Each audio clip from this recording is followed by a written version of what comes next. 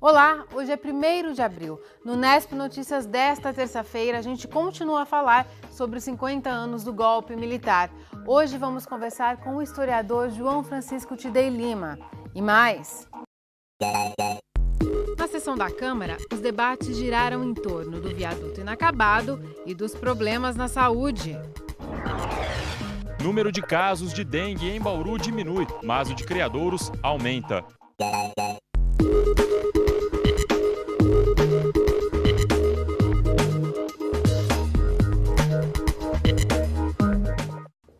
A gente começa falando sobre política. Ontem, na sessão da Câmara, alguns assuntos recorrentes voltaram a ser tema de discussão. A saúde em Bauru e o impasse com a construtora responsável pela conclusão do viaduto inacabado. Na sessão desta segunda-feira, os vereadores repercutiram a audiência pública realizada na semana passada sobre o atraso nas obras do viaduto inacabado. Apesar de concordar com o posicionamento da Prefeitura de não pagar os aditivos pedidos pela construtora, Lima Júnior cobrou uma atuação mais firme do Executivo. Todo esse conflito se faz pela, muitas vezes, incapacidade, pela falta de experiência, por não ter o prazer por parte do Executivo de resolver problemas que afligem a comunidade, afligem a população. Para o vereador, o risco agora é a empresa não aceitar as condições impostas pela Prefeitura para a conclusão da obra. Eu entendo que, por faltar ainda R$1,5 milhão do valor global da obra a ser pago, eu entendo que, por esse valor, ele vai acabar acatando essa nova decisão da Prefeitura. Se ela não aceitar, vai ser, com certeza, por ela questionado na Justiça. Aí esse viaduto vai parar por mais 10 anos. A construtora tem até esta quarta-feira para se pronunciar. Já o líder do governo na Câmara acredita em um acordo entre as partes. O que a gente sente é que há um desacordo, principalmente do ponto de vista de valores entre esses dois órgãos, Prefeitura e Construtora, e a gente espera que haja bom senso das partes, de repente cada um abrir mão de alguma coisa para poder chegar num objetivo final, que é terminar essa obra. Nós não podemos, mais uma vez, fazer com que essa obra pare, e o que é pior, não só parar, mas de repente virar uma disputa judicial e essa disputa nos impedir tanto de terminar com essa construtora, mas o que é pior, não podemos contratar outra construtora para terminar. E aí ficar 2, 3, 4 anos essa obra mais tempo parada, a gente perde verba federal, enfim, seria um desastre parar agora. Então a gente espera o bom senso das partes para o entendimento. Assim como o viaduto inacabado, um outro tema bastante discutido que voltou aqui para a sessão da Câmara desta segunda-feira foi a saúde pública. Desta vez, a reclamação é sobre o longo tempo de espera para atendimento no pronto-socorro infantil. A denúncia foi feita pelo vereador Roberval Sakai, que esteve no pronto atendimento na quarta-feira passada. Ele fez imagens e conversou com os pais que aguardavam no local. Crianças aguardando mais do que 1 hora, 2 horas, 3 horas e até 6 horas. Mediante as informações que nós obtivemos de pessoas que estavam lá, que chegou às 3 horas da tarde e foi atendida às 9 horas da noite. Então, mediante nisso, nós estamos apresentando, conjuntamente com alguns vereadores, um projeto seguinte, para viabilizar o atendimento dessas pessoas que procuram essas unidades, tanto o pronto-socorro unidade, para que possamos aí atender a população com mais rapidez. Para Sakai, uma alternativa para reduzir as filas seria aprovar um projeto de lei limitando o tempo de espera para 30 minutos.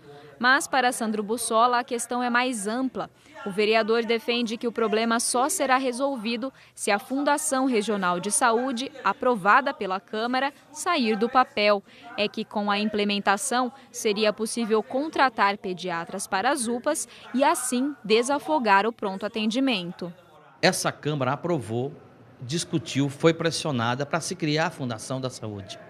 Com o discurso, com a criação da fundação, essa situação estaria resolvida, porque seria uma forma mais ágil, rápida de contratação de médicos. A Câmara criou a fundação e até agora não se resolveu nada em relação a isso. A fundação ainda não está funcionando, a contratação de médico não está sendo feita e quem está perdendo e sendo prejudicado com isso é a população de Bauru. Então nós queremos uma resposta urgente e emergencial para resolver essa situação. A visita da presidente Dilma à cidade para inaugurar apartamentos do programa Minha Casa Minha Vida também levantou questionamentos na tribuna. Tem que chamar. O vereador doutor Raul Gonçalves questionou a forma como os moradores são inseridos no programa Minha Casa Minha Vida. Para ele, as pessoas não estão sendo preparadas para assumir compromissos, como o pagamento da taxa de condomínio, e exemplificou com dados do residencial Três Américas 1. Segundo Raul, só nesse residencial, 92% dos moradores estão sem pagar o condomínio. 92% de inadimplência, é impossível você pagar os funcionários da portaria, é impossível você pagar todas as taxas que vão ter que ser pagas, como, por exemplo, o gás, a energia elétrica, a própria água. Então, aqueles que estão pagando de forma correta vão sofrer pelo não pagamento dos inadimplentes. Então, essas pessoas que estavam acostumadas um pouco na informalidade, elas têm que sofrer totalmente uma nova adaptação, porque elas estão convivendo agora em condomínio. Em condomínio significa você dividir as despesas. Você tem obrigações a serem cumpridas. Outro questionamento feito pelo vereador foi em relação à verba destinada à melhoria da infraestrutura em áreas próximas aos residenciais, como a construção de parques e escolas. Segundo Raul, existe um montante de 12 milhões de reais que poderiam ser usados, mas que estão parados. As construtoras não estão tomando esse dinheiro para fazer isso. Está havendo um desinteresse por parte das construtoras. Se isso não for feito agora com esses 12 milhões, esse dinheiro vai voltar, nós vamos perder ele, porque eles estão no banco para serem utilizados, e vai sobrar depois, lá na frente, para o IPTU geral de Bauru, acabar colocando esses instrumentos públicos. Então nós temos que saber por que esses 12 milhões não estão sendo utilizados hoje na cidade. Sobre os problemas apresentados, nós procuramos a vice-prefeita Estela Almagro, responsável pelo programa em Bauru, mas ela não foi encontrada. Logo depois do intervalo, a gente mostra a doação de sangue realizada por alunos da Unesp. E mais, aumenta o número de criadouros do mosquito transmissor da dengue. Voltamos já.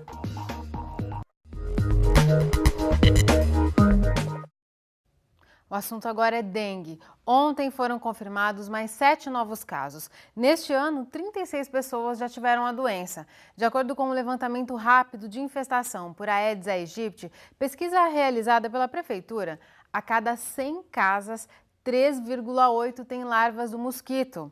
Há risco de epidemia quando esse índice chega a 4. O agente de controle de endemias passa avisando de casa em casa. Os moradores precisam esperar do lado de fora. Poucos minutos depois, um outro agente despeja uma nuvem de veneno. A nebulização só é feita em bairros onde foram confirmados casos de dengue. Foi o que ocorreu na Vila Aviação. O bairro fica na zona sul de Bauru, perto da Avenida Getúlio Vargas, só que mais parece área rural. Ruas de terra e mato por toda a parte. Quase todos os terrenos são particulares e a maior parte dos proprietários não mantém a limpeza. Revolta de quem tem casa construída ali. Minha filha já matou o mosquito da dengue dentro do nosso escritório. Então ela falou, mãe, peguei. Aí mata, você vai lá com a lupa, você olha ele mesmo que está lá. Então aí você tira tudo, limpa tudo. Está tudo limpo, mas como eu vou fazer? A casa é limpa, mas eles vêm, não adianta, é muito mato. É mato, é lixo, as pessoas jogam lixo de jardim, lixo de construção, lixo doméstico, que o lixo passa na sua porta. Então, para que você falta com respeito com o seu próximo e joga na casa dos outros? O medo dos moradores não é à toa. A dengue ainda é um risco em potencial na cidade. Por um lado, o número de casos de dengue diminuiu em Bauru. Por outro lado, o número de criadouros vem aumentando, o que preocupa as autoridades e coloca a cidade em estado de alerta. Um levantamento feito pela Prefeitura em outubro do ano passado mostrou que 2,1% das residências de Bauru tinham criadouros com larvas do mosquito. Em fevereiro deste ano, o número subiu para 3,8. De acordo com os padrões da Organização Mundial de Saúde, o nível seguro seria abaixo de 1. Os 2 últimos resultados da cidade estão dentro da faixa de alerta. A diferença é que agora, no começo do ano, Bauru aproximou-se do nível 4, quando é considerado risco alto de epidemia. Nós temos a todo momento a possibilidade de introdução do vírus 4 na cidade. A gente tem cidades vizinhas que já tem o sorotipo 4 circulando. Em Bauru nós não tivemos circulação ainda do sorotipo 4, então a população toda está suscetível a pegar dengue por esse sorotipo. Como a gente tem o mosquito, é transmissão na certa. As orientações para reduzir os números e cuidar da saúde da família são antigas e bem conhecidas. O que falta é a população efetivamente entrar no combate à doença. Ao menos uma vez por semana, a pessoa tem que correr o quintal, olhar se tem alguma coisa acumulando água, tem que prestar atenção se a caixa d'água está fechada, o cano ladrão também é importante estar fechado, casas que têm calha com árvores próximas, um cuidado de a cada mês olhar se não está acumulando água, eliminar do quintal tudo aquilo que você não usa e que pode parar a água. A gente tem aí diversas campanhas que acontecem ao longo do ano, a gente tem os ecopontos também na cidade, onde você pode levar esse material. Então, o cuidado é sempre o mesmo, evitar que fique água dentro de casa. 3 dias com água parada dentro de casa, você já tem larvas do mosquito.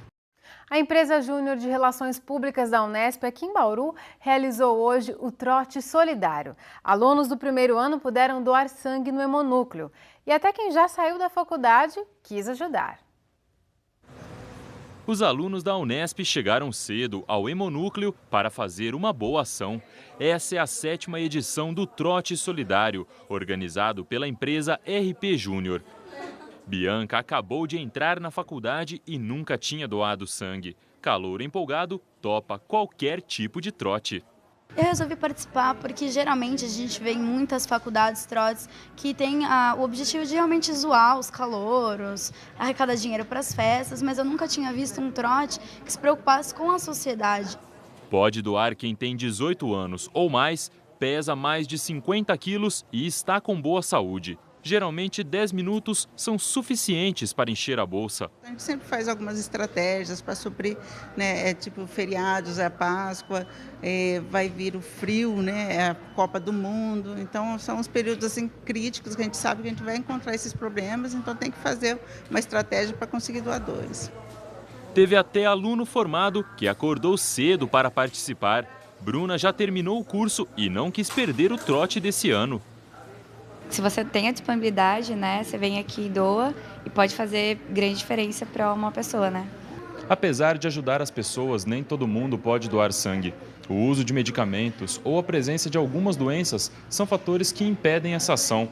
Por isso, neste ano, o pessoal da RP Júnior pensou em mais uma atividade para integrar os calouros. A gente vai realizar também o plantio de mudas em uma praça do Geisel, com o apoio da Secretaria do Meio Ambiente aqui de Bauru, para que quem tenha sido impedido de alguma maneira de doar também possa participar dessa ação solidária e dessa integração toda. Logo depois do intervalo, uma entrevista com o historiador João Francisco Tidei Lima. O assunto são os 50 anos do golpe militar de 1964. Não saia daí que a gente já volta. Nesta semana faz 50 anos do golpe militar no Brasil. E para marcar essa data, nós trazemos entrevistas com personalidades que têm ligação com Bauru e vivenciaram esse momento político. Hoje vamos ouvir o relato do historiador João Francisco Tidei Lima. Ele conta como a imprensa local sofreu censura. Você vai ver que a figura dos censores também esteve presente nas redações aqui da cidade.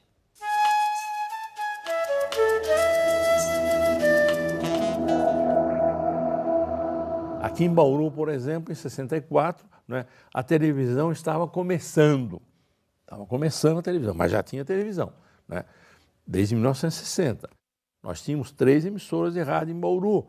Nós tínhamos vários jornais, não é verdade? Eles foram imediatamente submetidos à censura. Os agentes das emissoras de rádio foram convocados, não é, até o quartel, né, as unidades de comando militar em Bauru, não é, E ali foi dada uma ordem, não é? Nenhuma notícia, certo, sobre a ação repressiva. E, não é, os noticiosos, de um modo geral, segundo o comandante militar, não é verdade, eles devem ser encerrados, esses noticiosos, não é, com a seguinte palavra de ordem: reina a mais absoluta calma em todo o país. A primeira providência foi essa, não é? Silenciar os órgãos de comunicação.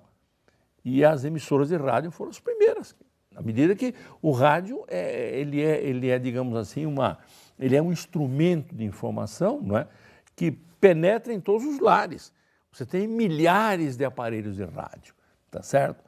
Você pode ter poucos jornais, não é? Mas você tem os aparelhos de rádio, são milhares, não é? E as emissoras de rádio são ouvidas desde manhã até a noite. O prejuízo disso é uma situação obscura, né? Nós entramos aí numa conjuntura que você fica desinformado completamente. Então, a possibilidade de mobilização, por exemplo, para resistir, né, a essas medidas, essa possibilidade fica muito prejudicada, sem dúvida nenhuma. Bauru, por exemplo, era uma cidade, não é, estratégica. Não é? A cidade de Bauru, não é, é alguma coisa, não é, que tem testemunhos até hoje da sua origem ferroviária, por exemplo. Não é? Bauru se tornou, a partir de 1910, o mais poderoso, né, entroncamento ferroviário do interior da América do Sul. A partir de 1910, você tem 3 importantes ferrovias operando em Bauru. E essa cidade, então, né, depois vai ter a sua primeira emissora de rádio em 1934, a primeira emissora de rádio do Centro-Oeste paulista, a PRG8, Bauru Rádio Clube, você entendeu? Depois nós entramos nos anos 40, nos anos 50, né, a Rede Piratininga decide instalar sua segunda emissora aqui em 1956. Em 58 cria a terceira emissora, que é a Rádio Emissora Terra Branca, não é? E em 1960 a televisão. Imagine isso. Não é? Então essa decolagem toda, não é, mostra a potencialização de Bauru como uma espécie de um centro econômico poderoso. Então, não é, as emissoras de rádio vão ter uma força muito grande. A partir do ato institucional número 5, foi quase oficialmente instalada a censura, não é? no interior dos veículos de comunicação.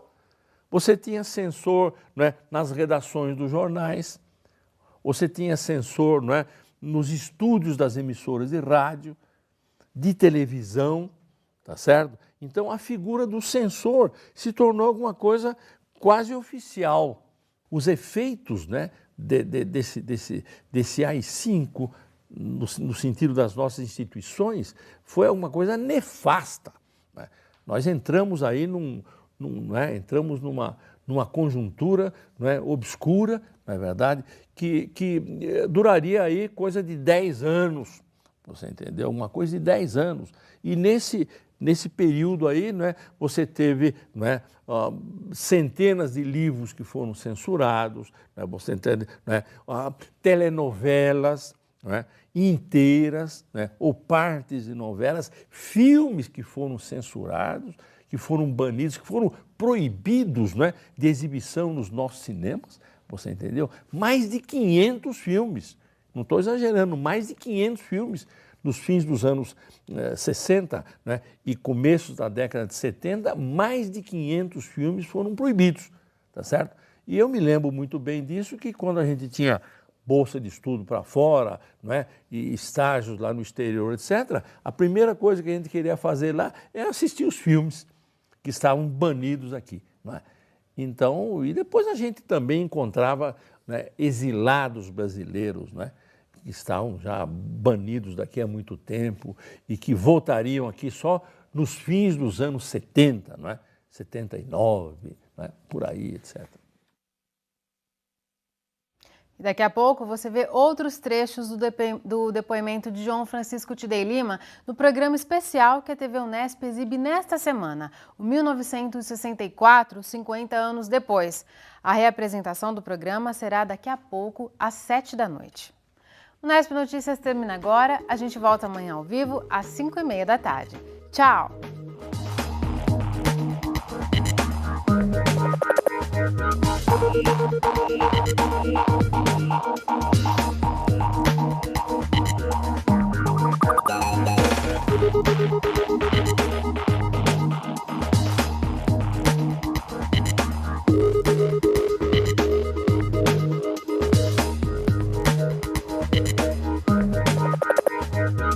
Thank you.